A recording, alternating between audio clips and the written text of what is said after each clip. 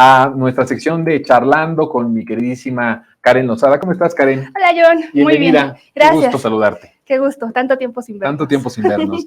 A ver, querida Karen, nos traes el tema del cierre de campañas del Estado de México. Estamos a, pues, prácticamente unos cuantos días ya de que esto, pues, se resuelva en las urnas, ¿no? ¿Cómo ves esto? Sí, el domingo justamente fue el primer gran evento en el que se contrastaron las dos candidatas con los primeros eventos de cierre de campaña.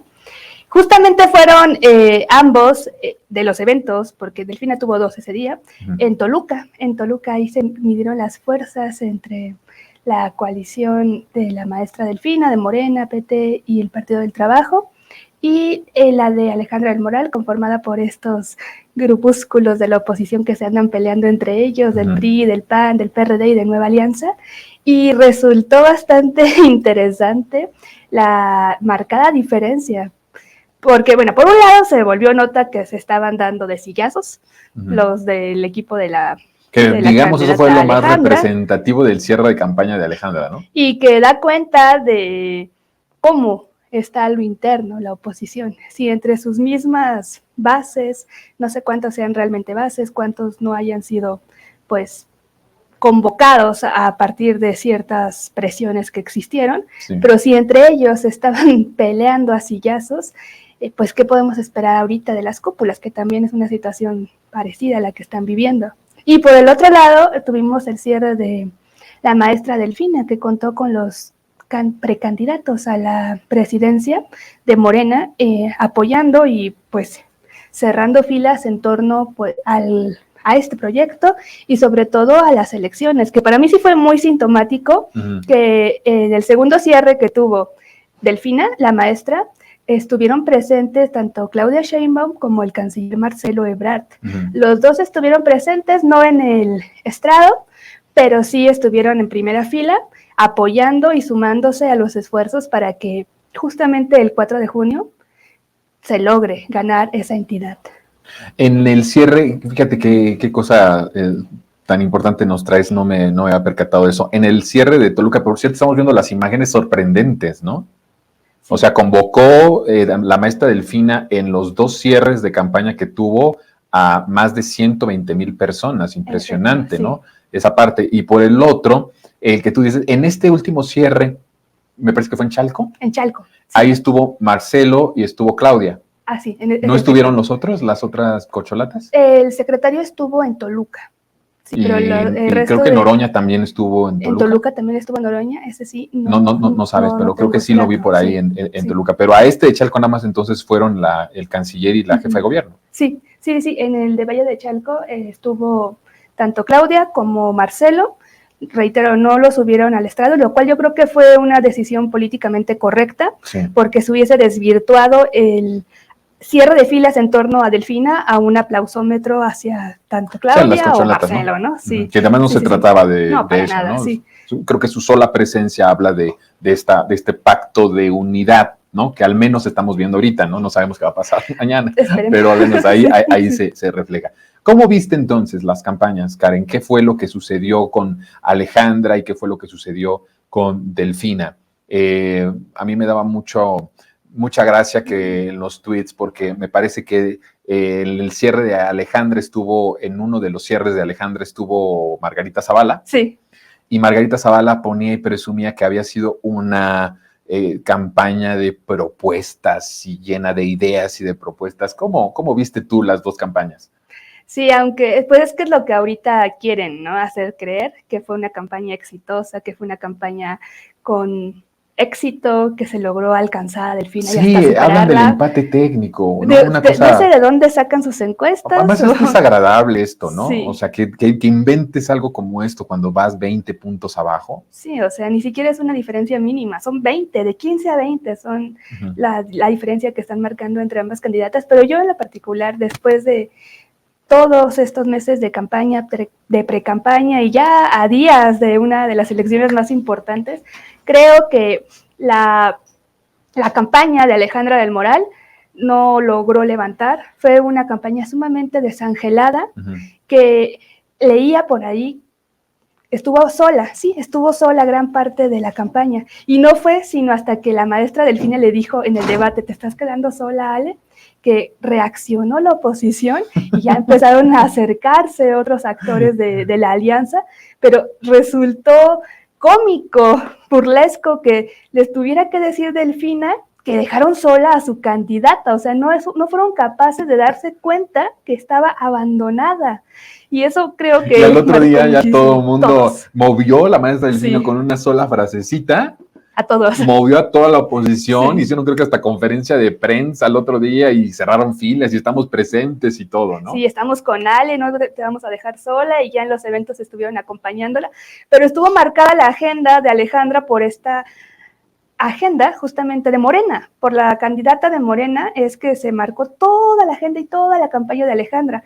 Fue una campaña pues muy cínica en la que se prometía sacar al Estado de México de lo peor, siendo que su candidata es la representación de esa... Y su partido. De su partido, justamente. Causantes de esa desgracia. Sí, de la desgracia del Estado de México por los 94 años. Oye, sí, pero tú, a ver, vamos ahora a llevar esto porque ya estamos por venir ya en las elecciones, ¿no? Ya están ahí las condiciones. Ahorita vamos a hablar de los peligros que podemos ver de las elecciones del Estado de México, pero quiero abrir un paréntesis. No sé tú qué piensas. Yo creo que lo que estamos viendo en estos momentos con lo que está pasando en el Estado de México es como una película local de lo que va a pasar nacional en el 2024. Sí. O sea, ponle ahí a Ale del Moral, ya le digo a Ale del Moral, Ale, ¿no? yo también. Es Ale del Moral, ponle ahí a Ale del Moral, Lili Telles, Santiago Krill, o cualquiera. Alito Moreno. Sí. Bueno, pues, podría ser en una de esas, o cualquiera de los que están ahí en la llamada oposición, que se vean en el reflejo de Alejandra. Sí. Porque yo siento que va a pasar eso o incluso peor, ¿no? Porque porque el Estado de México todavía, en cuestión de músculo distrital, el PRI es fuerte, mucho más que Morena. Claro, sí. Pero a nivel nacional, con 22 estados, más que se va a sumar del Estado de México en manos de la transformación y con un país que apoya en 70-80% al presidente, va a estar muy complicado. Va a ser una campaña desangelada, va a ser una campaña triste, va a ser una campaña, bueno, triste para ellos, feliz para nosotros, claro, hay que decirlo, pero sí, yo creo que sí se van a ver reflejado en lo que está pasando con Alejandra, ¿no? Sí, yo creo que también por eso era su importancia o su desesperación de que esta campaña levantara un poquito, porque sí, ya históricamente se ha dicho, ¿no?, que el Estado de México es un indicador de lo que pasa en el 2018. Perdón, 2024. En el 2024, en las elecciones presidenciales, me fui 5 años para atrás. Sí, no sé literal. Sí. Y sí, es cierto, esta campaña del Estado de México es la antesala perfecta de lo que vamos a ver el próximo año. Y es que es más que evidente que no están logrando una articulación en torno a ningún proyecto, a ningún plan de gobierno mínimo o un programa mínimo que pueda sostener su alianza, y solamente están... Así como aquí en el Estado de México fue una campaña que se sostenía diciendo no queremos que llegue Morena, no queremos que llegue Delfina, en el 24 lo único que los une es decir queremos sacar a Morena, porque bueno, a nivel presidencial Morena es quien lo tiene, ¿no? Pero es su única bandera, fuera de ello no tiene nada más, y justamente yo creo que en eso radica su crisis. Al no tener una propuesta que los logre acercar en términos territoriales, no de cooptación ni mucho menos, sino territoriales, platicando y ganándose el voto con diálogo y con propuestas, pues colapsan porque no alcanza ya ese discurso de odio. Ya hay una politización tremenda que los está llevando a crisis a esos partidos que se quedaron en los 80s, en los 90s. Y sí, es una antesala perfecta la que estamos viendo. Y muy divertida, la verdad. Sí, va a ser muy divertido. Digo, divertido en el sentido de ver cómo entre ellos ahorita, como tú bien lo dices, se están peleando y al final el resultado va a ser que va a ser una campaña mucho peor que la de Ricardo Anaya, hay que decirlo, ¿no? Que ya fue muy... complicado. Estuvo muy feita, ¿no? O sea, se estuvo muy de la fregada. Yo creo que esta va a ser peor, ¿no? Porque ellos calcularon que el presidente iba a llegar nunca se imaginaron que el presidente a un año de dejar la presidencia de la República iba a tener un respaldo del 70-80%. Sí, aunque nadie se lo imagina, ¿eh? O sea, nadie en ciencia política no te imaginas nunca que eso pueda suceder. Claro, sí. Entonces eso es algo que nos llega hasta de sorpresa, les llega de sorpresa a muchos. Entonces no calculan esta parte y además eso que tú decías del Estado de México tienes toda la razón. No es lo mismo perder por 20 puntos, que es lo que más o menos dicen las encuestas, falta ver cuánto, y ahí es donde introduzco el tema de la movilización, el fraude, porque es una elección de Estado, claro, abiertamente lo es, hay que reconocerlo, hay que decirlo, aún con eso estamos compitiendo en esta elección con mucha dignidad, pero es una elección de Estado. Pero, a ver, con tantos puntos de diferencia, no es lo mismo que Alejandra del Moral quede derrotada por 15 puntos, 20, 15 puntos, a que quedara por menos de 10 puntos. Sí. Sí, sí, ¿no? Sí. Incluso para la negociación del PRI con la oposición claro. hacia 2024, ¿no? Sí. Entonces el PRI va a perder mucho en esto, o sea, pierden todos, pero quien más va a perder va a ser el PRI, porque si pierde por 20 puntos, o sea, queda debilitadísimo para poder negociar algo, aunque sea poquito, para el 2024. Y es que también es un bastión simbólico, o sea, más allá, o sea, sí, claro que sí, en términos políticos, en términos inclusive presupuestales, es importantísimo el Estado de México, pero también va a ser una derrota que les dé en lo simbólico, en el terreno simbólico va a pegar muchísimo que el PRI pierda ese espacio en el que tantas generaciones pasaron por el Estado de México, por la gubernatura, por algunos de los cargos más altos de la administración y después llegaron a la administración federal. Era como su escuelita, pues Enrique Peña Nieto, ¿no? Es el mejor ejemplo. Era la escuela en la que se formaban, se forjaban y después pasaban al terreno del Ejecutivo Federal y pues lo van a perder eso también, aparte del golpe que va a significar para la negociación con las otras fuerzas políticas, va a ser un golpe a lo interno que los va a debilitar tremendamente y que yo quiero ver qué va a pasar. Los deja sin la mina de oro. Sí, también. Porque el Estado de México por mucho tiempo fue la que sostuvo al PRI nacional, claro, ¿no? Incluso cuando tenían el superpartido, ¿no? Sí. El partido del poder y todo eso, siempre el PRI del Estado de México tenía una particularidad de poder y de presupuesto muy, muy, muy fuerte, pero perdiendo su estructura territorial en el Estado de México, pierden toda posibilidad de tener influencia mayoritaria en la decisión del candidato o la candidata en 2024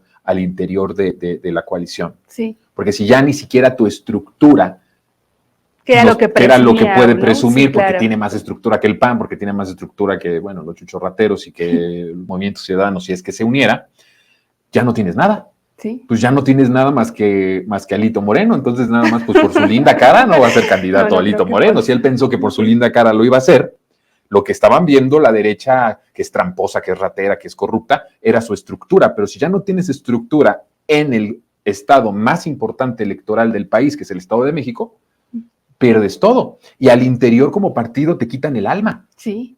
En efecto, o sea, literalmente lo que va a pasar en el Estado de México va a ser algo muy importante y muy interesante. Con López Obrador, en el 2018, te quitan el cuerpo, le quitó el cuerpo al priismo, le quitó el músculo, le quitó los pies, las manos. Pero lo que va a pasar con Delfina el próximo domingo es que le van a quitar el alma. El alma del PRI era el Estado de México. Entonces va a ser, ya no va a haber ni un alma, porque por lo menos decías, mira, es un alma sin cuerpo, ¿no? Un alma en pena sin cuerpo. Ahora ya ni alma vas a tener, porque te van a quitar todo lo que era tu alma, que era el priismo, lo que significó históricamente el priismo en el Estado de México, con los apellidos que de ahí salieron, con la concentración de poder, con la planeación del saqueo sexenal de Peña Nieto hecho en el Estado de México. Sí. El proyecto de Enrique Peña Nieto, que era un quiebre del salinismo tradicional para inaugurar una fase que ellos iban a llamar peñismo, pero que fue hecho y creado a imagen y semejanza de Luis Videgaray, ese proyecto político fue creado, estructurado, hecho en el Estado de México.